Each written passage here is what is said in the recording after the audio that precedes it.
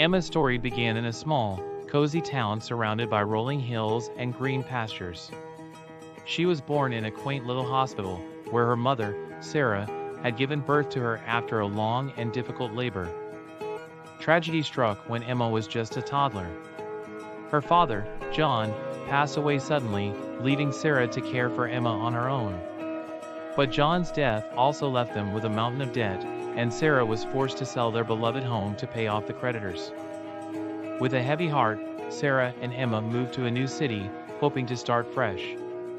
But the new city was not friendly. The streets were crowded and noisy, and the people seemed cold and unforgiving. Sarah struggled to find a job, and Emma had to watch as her mother grew more and more desperate. They had to live in a small, run-down apartment, and Emma had to wear hand-me-down clothes to school. As the days turned into weeks, Emma's mother was forced to beg for money on the streets just to be able to buy lunch for Emma at school. Emma was ashamed and embarrassed, but she tried to stay strong for her mother's sake. But then, one day, Sarah finally got a job as a waitress at a local diner. It wasn't much, but it was enough to keep a roof over their heads and food on the table. As Emma's 9th birthday approached, Sarah was determined to make it a special day for her daughter. She worked extra shifts at the diner and saved up enough money to buy Emma a small gift. As Emma and her mother, Sarah, navigated their new life in the city, they quickly realized that it was not a friendly place. The streets were crowded and noisy, and the people seemed cold and unforgiving. Emma, who had always been a happy and outgoing child, struggled to adjust to her new surroundings. She missed her old home, her old school, and her old friends. She felt like an outsider in the city, and she longed for the comfort and security of her old life. Things only got worse when Emma started at her new school. She was bullied relentlessly by a group of mean girls who seemed to take pleasure in making her life miserable.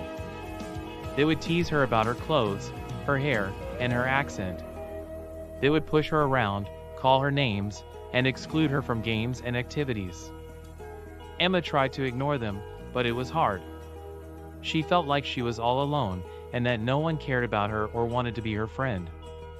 One day, the bullying got so bad that Emma came home from school in tears. She had been pushed to the ground by one of the mean girls, and her clothes were torn and dirty. Sarah was furious when she saw the state of Emma's clothes and the look of sadness on her face. She hugged Emma tightly and promised to do everything in her power to make the bullying stop. But despite Sarah's best efforts, the bullying continued. Emma was constantly on edge, never knowing when the mean girls would strike next. As the days turned into weeks, Emma began to feel like she was losing herself. She was no longer the happy, confident child she had once been. She was now a sad, anxious child who felt like she didn't belong. But then, something changed.